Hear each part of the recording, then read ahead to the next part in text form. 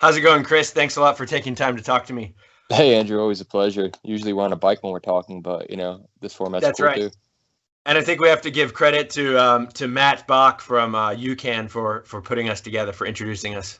Yeah, I was just talking to him the other day. He's such a tremendous athlete, always a great supporter, and love the UCAN product as well. That's right. So tell me, let's see. I was looking at your race history on ultrasignup.com website, and we've got more than 50 races, and I think they're pretty much all ultra marathons. What was your first race you ever did? Oh man, I have a wrestling and rugby background. I wrestled in NCAA Division I in college, and then over the years of working and everything, I figured to stop beating up my body and start doing some running stuff, and that's a major regret. So anyway, in May of 2010, that was my very first race, which was the New Jersey Marathon. I skipped over 5K and 10K and went straight to a marathon, and it was actually quite a miserable experience. I finished with a 4:33 finishing time. So you had never done a 5K or a 10K before? No, just like sprints during practice of whatever sport I was playing, and just really upped the ante for this marathon. I did get a couple long runs in prior to it, and I thought I had a decent training plan, but it was a pretty tough experience, and I just knew at that point when I finished that I couldn't live with that being my fastest time. I knew I had a lot more potential in me.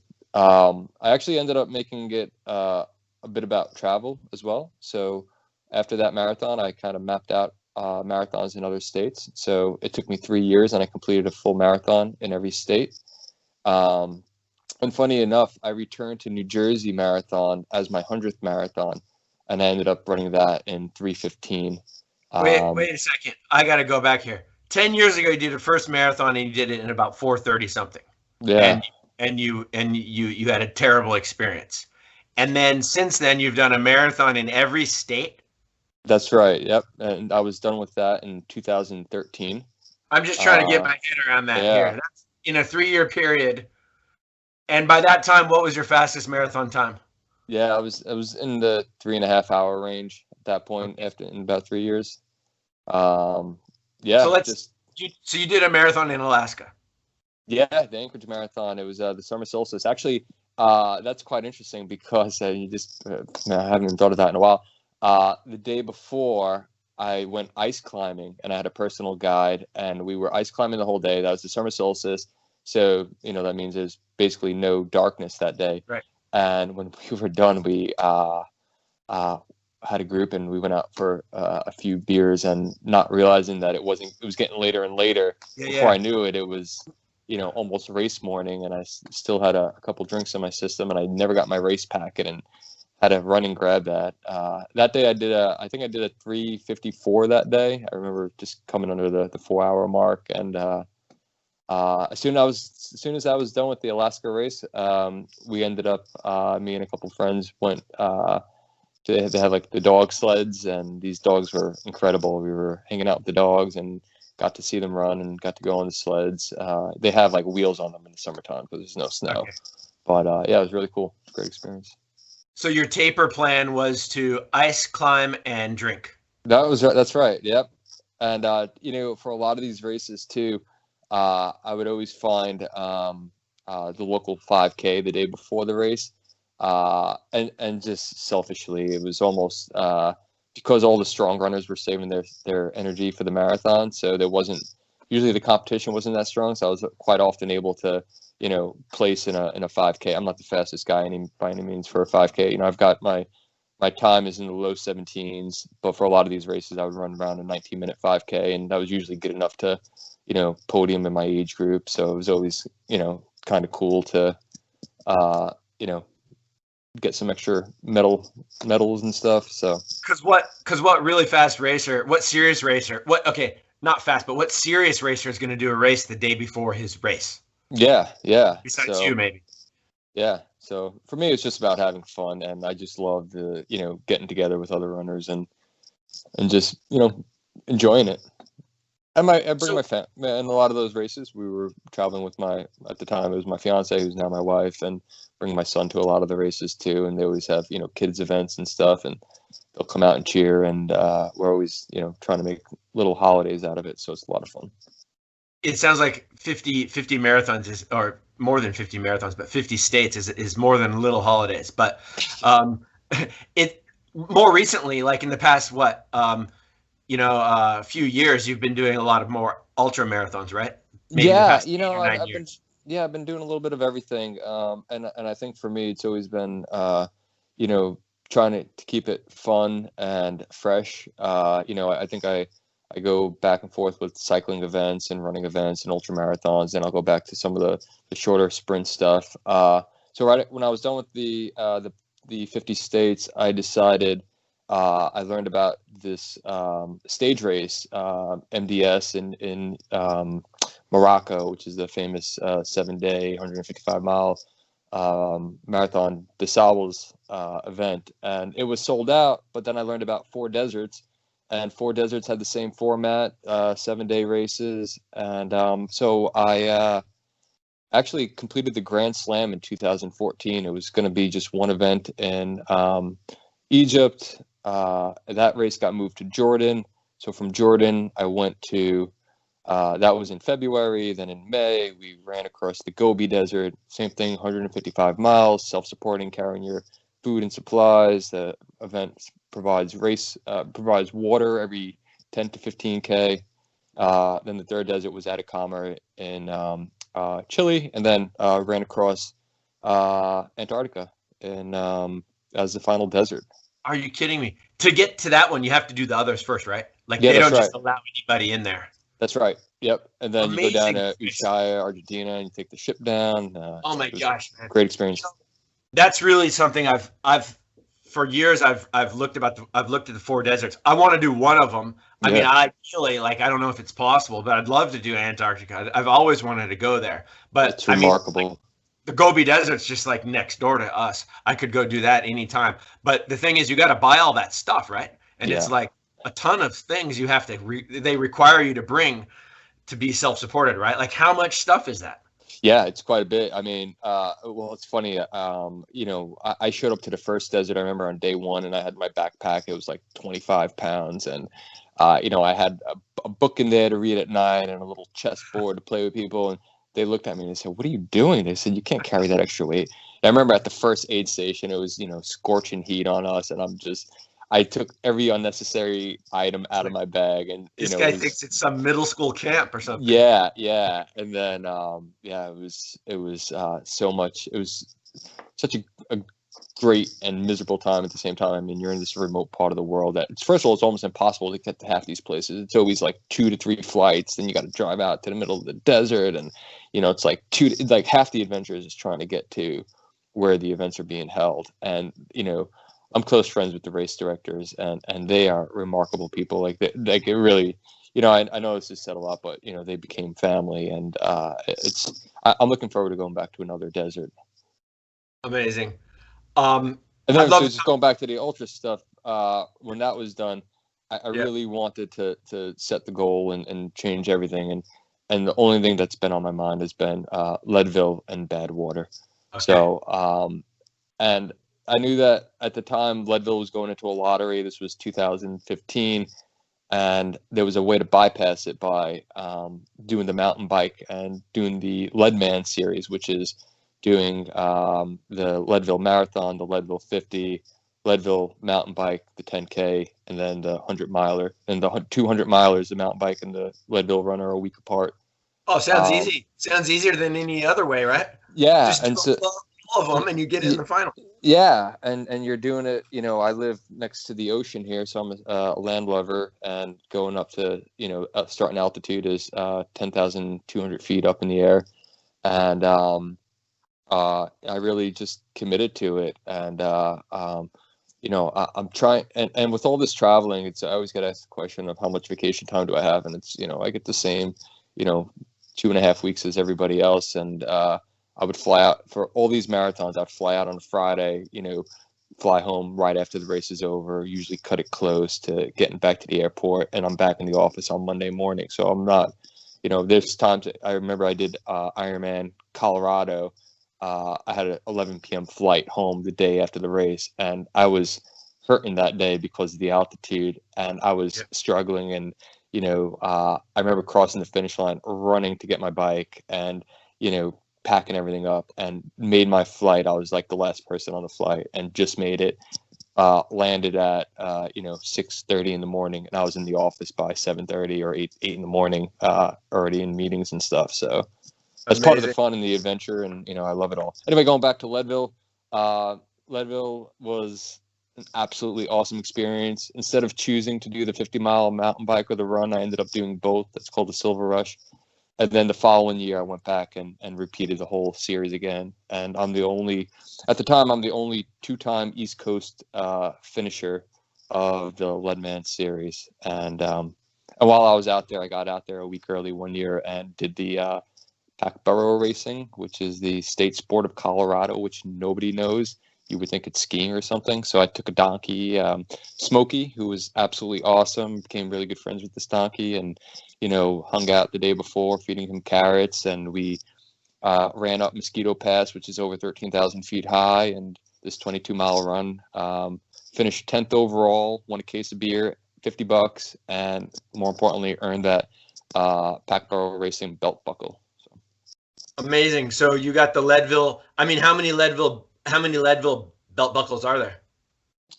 I mean, it's really just the run, the mountain bike, and then the Leadville pack burro racing is kind of a separate series outside the Leadman stuff. Okay. But I've had my eye on that. And funny enough, Chris McDougall, who wrote Born to Run, wrote a whole book about pack burro racing over the last 2 years. So it's really incredible. Cool. So would you say that was your most iconic or most significant race, Leadville? Oh man, I think Leadville holds a special part in my heart. I've made so many great friends, spent a lot of the summer out there. I think Badwater comes to mind, right, which was a big part of my life. And all this stuff, I'm having tremendous support from crews and family and friends, and without that, it's just none of this is possible.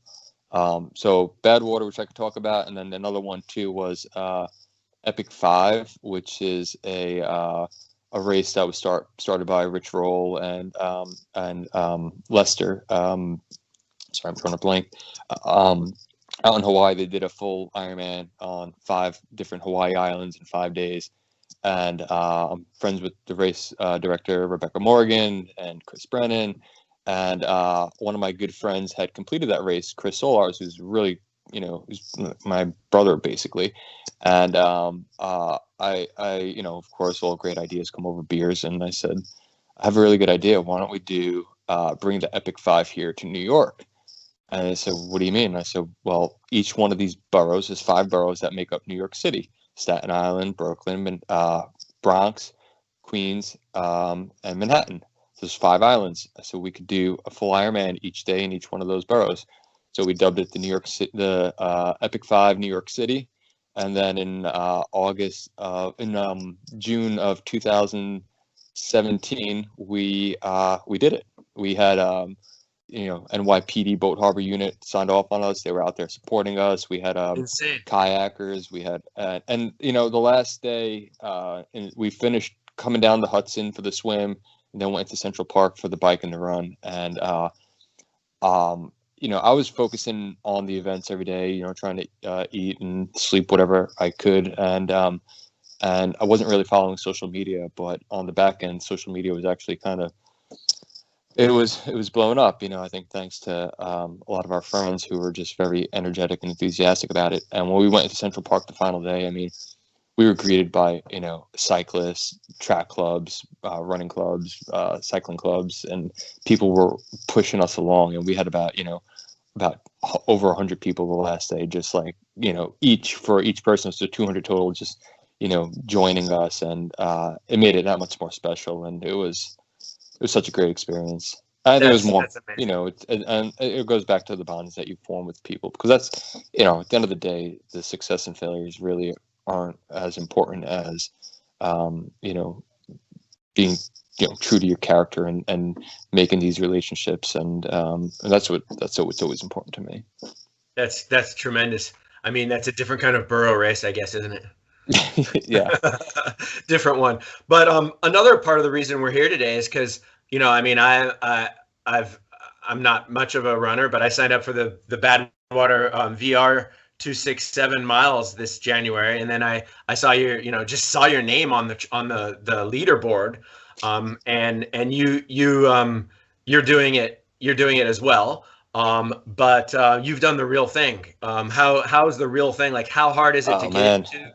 What's it like?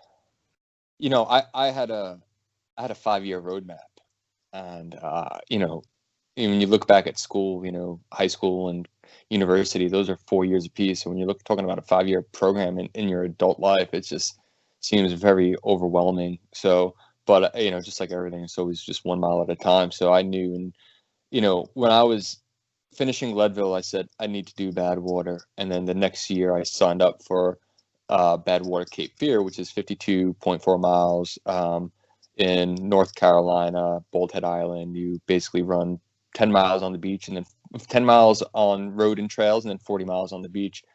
And that way you meet the Badwater family, and you start earning your stripes. And then I started going back there and doing that race. Did that race 3 times, and then in 2019, I knew it was the year to apply. So I signed up for what they call the Badwater the Badwater Cup, which is all 3 of the races in a single year. It's Badwater Cape Fear, Salton Sea, which is 82-mile run in Borrego Springs, California, with a partner, not as a relay, but you got to do it together. So if you don't finish together, you don't finish. Right. So there's a lot of extra stress. And then the last race is, it's like each of you can't let the other guy down, or else. yeah. Oh, so stressful. Yeah. Matt Freeman was my partner. This guy was just a rock. He was so incredible. And most people know that I go out too fast and blow up, and he kept on holding me back. And I said, no, Matt, I said, we're going way too slow. We're almost in we're one of some of the last runners here. And when it came time for like the mountain part of the run, we were fresh as daisies, and we ended up finishing, I think 11th overall. We just missed the top 10, but we ended up fighting back real strong, and we finished pretty fresh. And same thing. Our support there was awesome. Tom Riegel and Mark Monder, who were from California and came out to support us. And these guys, they came out to support us in Badwater also. Anyway, doing the Badwater race was absolutely incredible. I was doing all this sauna training, and I was feeling pretty confident. And man, when we hit the Badwater Basin, which is the lowest point in North America, I thought somebody had a hairdryer in my face. I said, oh man, what am I, it really hit me then that this isn't an ordinary race. This isn't, I kept on hearing how special. I was like, well, I've been doing heat training. I'm okay. It was a whole new ball game, and it was really, it's so funny. Like when you do, I've done 1,200-mile runs, and when you get to mile 75, you kind of see the day of light. You're like, okay, 25 more miles, I can do this.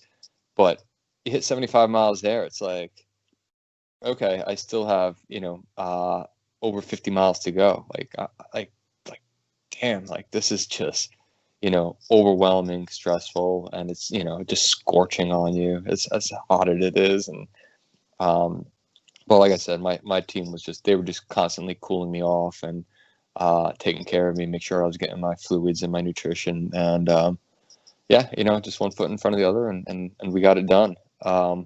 Another buddy out there with me, Jim Macaluso, he's on this, in this Badwater, the virtual event too. And he's killing it. Just surrounded by good people, good athletes, good friends, and it makes it all worthwhile. Amazing. So I think I asked you this before, but like personally, with this amount of volume, I get injured, and I don't know if it's something. I don't know. I mean, everybody's different. Everybody you can't just prescribe one thing for everybody. That's, there's no universal answer to this. But what is your secret, or what are you doing to stay injury free, or are you injured? No, I've been fortunate. I've had two big injuries, I would say, and one was when I just started cycling back in 2011. I got my first bike, and the seat was too high, and they had to shave it down, and I could feel my hamstring getting pulled, and it took a good 6 weeks to get that flushed out. And then I had I had actually at the end of 2019, I was feeling really banged up because in between the Badwater series, I was committed to long distance cycling because originally the Badwater Ultra Cup was doing the 508-mile cycling event, which was Furnace Creek, but that race was eventually sold and became Silver State 508. So I said, my long-term goal was to always do that 508-mile ride in 46 hours at the end of Badwater, and that was a month after, and I ended up doing that race. And actually in between that, I did Paris-Brest-Paris, which is 1,200K. That was in August, and then when I got back 2 weeks after that was the 508. Anyway, when that was all over, I was kind of jumping on planes between work, travel, and our other in-laws out in Michigan. So I was definitely feeling a lot of tightness, and it turned out that I just needed to stretch, which is something I don't really do. Right. But that was really only. Smart. Yeah, just I think I'm just try to be in tune with my body. Whenever I think I have it figured out, I realize I don't. So I don't know. I don't know what the magic formula is. I'm just, I guess very, very lucky. And I try to listen to my body. I would say, and I know there's a specific name for this training, but my hard days of running are hard, and then my recovery days are easy. And I know a lot of people go, they might think they're going at a recovery pace, but it's still kind of hard.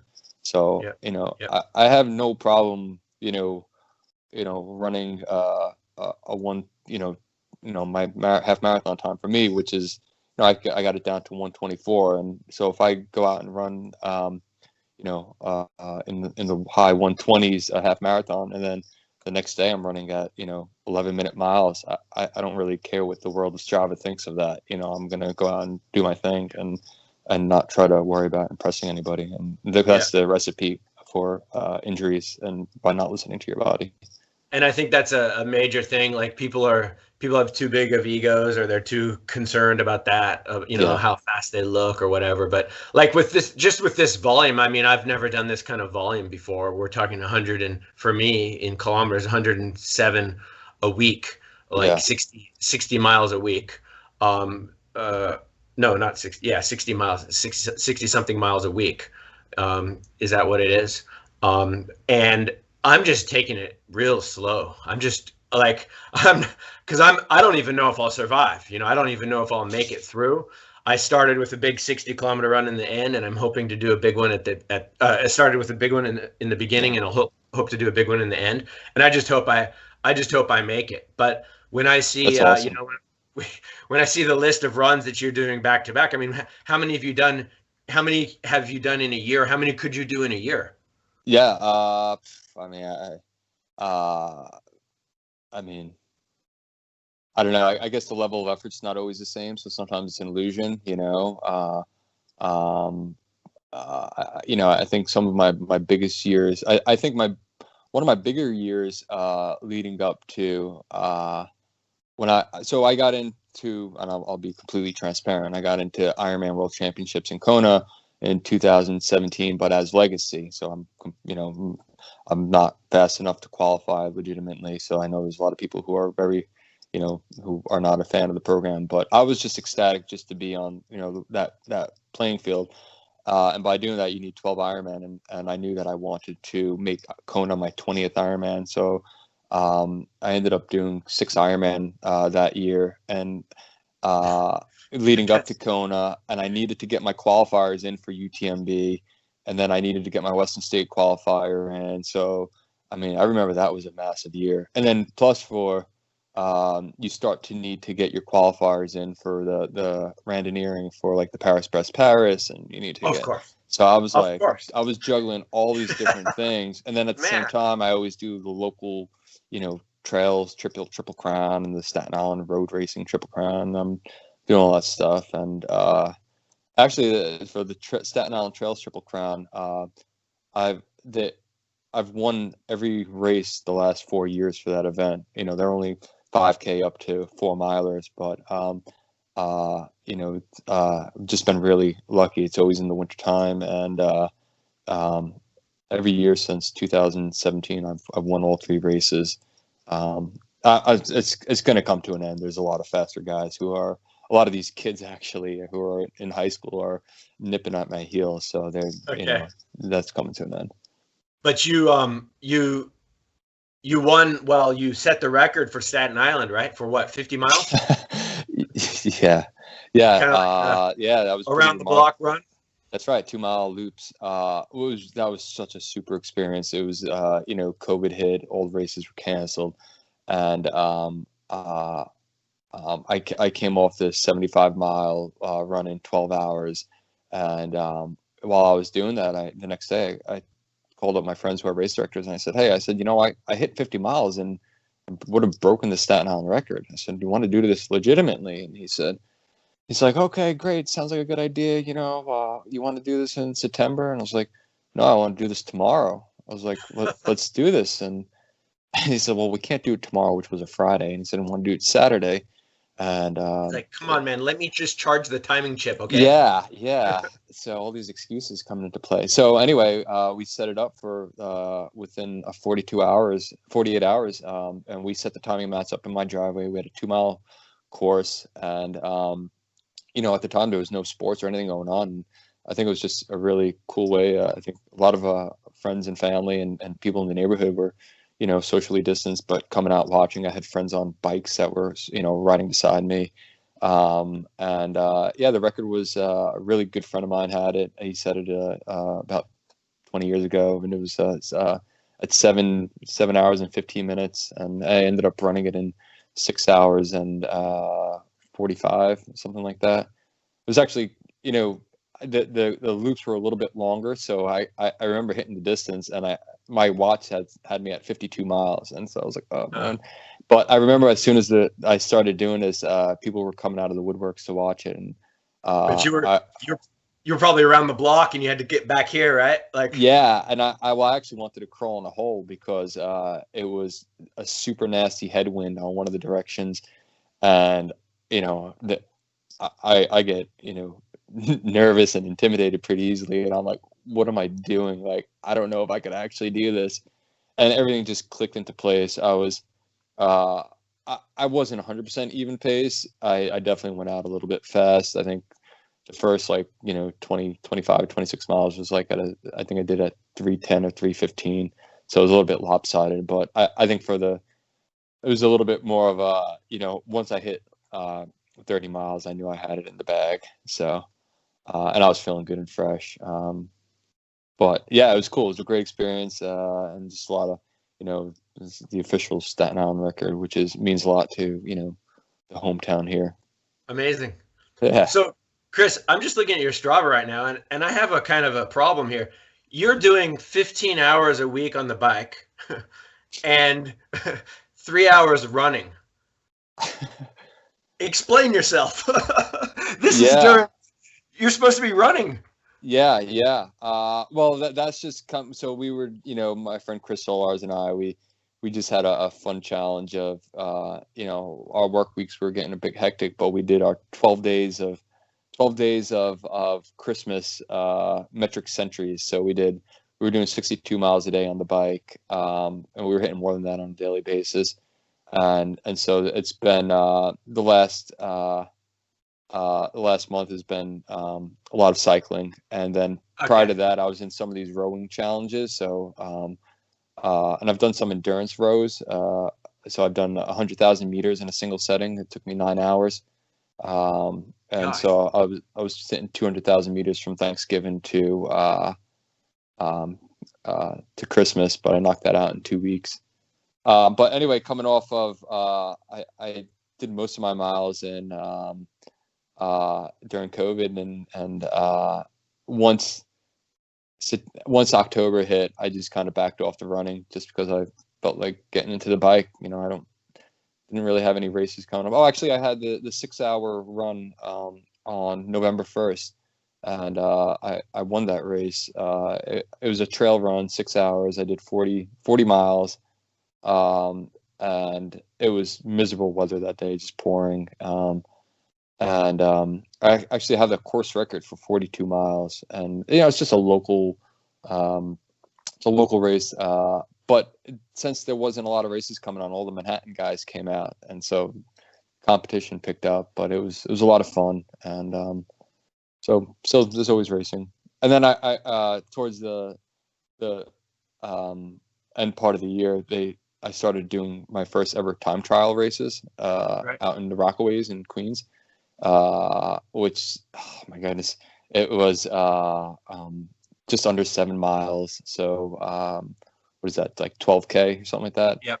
And, you know, just all out, like, you know, it's so funny. People will look at it like, oh, that must be nothing for you. And meanwhile, I'm like, no, I mean, my eyes are rolling in the back of my head, and just, you know. But it's like a sprint triathlon is way harder than or an Olympic distance is way harder than a half Ironman for me, just because the intensity, you're at 100% FTP and there's no rest in your sprint, you know. That's right. Yeah, your heart rate on the bike, in a full Ironman, you just sit around, have a drink, have a snack, take it easy. I mean, a peanut butter and jelly sandwich, like in the tent and stuff. Yeah, that's cool. So you're just sprinting out 11 or 12K as hard as possible. Yeah. So you must be racing against like short distance guys. I don't know. Yeah, a lot of these crit racing guys, and just I held my own, I guess. I mean, you know, it wasn't the biggest crowd, but the first time I went out there, I ended up racing it twice. For so they actually had a road race division, but I was in the time trial bike division, and I was able to finish third. And then the second time I was out there, it was I got to go to I bumped up and knocked about 40 seconds off, and I had a pair of zip tires I was able to borrow and throw it on the bike, and it knocked about 40 seconds off, and so I got to bump up to second place, which was really cool. Excellent. And I have a couple of the Staten Island guys. It's got to be Bobby Orzem, who is a Staten Island like legendary runner, you know, in the 2:20s marathoner time, and he's into cycling now. The guy's 60, and this guy's cranking out, you know, ridiculous you know, times and splits, and so, you know, I get to, you know, see all these people and race with them. I'm constantly inspired by what other people are doing too. So it's like, it's just a really cool atmosphere. So. Amazing. I guess you have a nice city for lots of. I mean, there's definitely that vibrancy, I'm sure. Is there like rivalries between the boroughs or not really? There's always competition. You know, we have local competition out here. You know, the Richmond Rockets and the Staten Island Athletic Club, and then you know, it's all in good fun. So it's at the end of the day, it's, you know, we're all just having a beer together at the end of the day. So it's a lot of. Yeah. I remember running in New York for work. For work, I went to New York and I was running, and there was this huge group of Brooklyn runners wearing this black tank tops. They're everywhere. Like every runner had that on. I don't know. Oh man, that's awesome. Anyway, thanks a lot, Chris. I think that's pretty good. It's really like I'm just blown away by the kind of volume and the kind of times. So, you know, I guess other people wish they could do what you're doing and do it in a healthy way. So I really admire it, and I'm gonna keep watching you on the leaderboard. Oh man. When I come to New York, hopefully I can challenge you to like maybe you know, some kind of super short driveway run or something like that. That's I may awesome. have a chance of winning. Well, I'm excited watching you in this challenge, because it seems like you're really pushing your boundaries, and I love seeing that, and I know you're going to absolutely crush it. So, all right. All right, man. Andrew, thanks so much. Looking forward to seeing you out here in New York. Thanks for having me on this. It's really cool.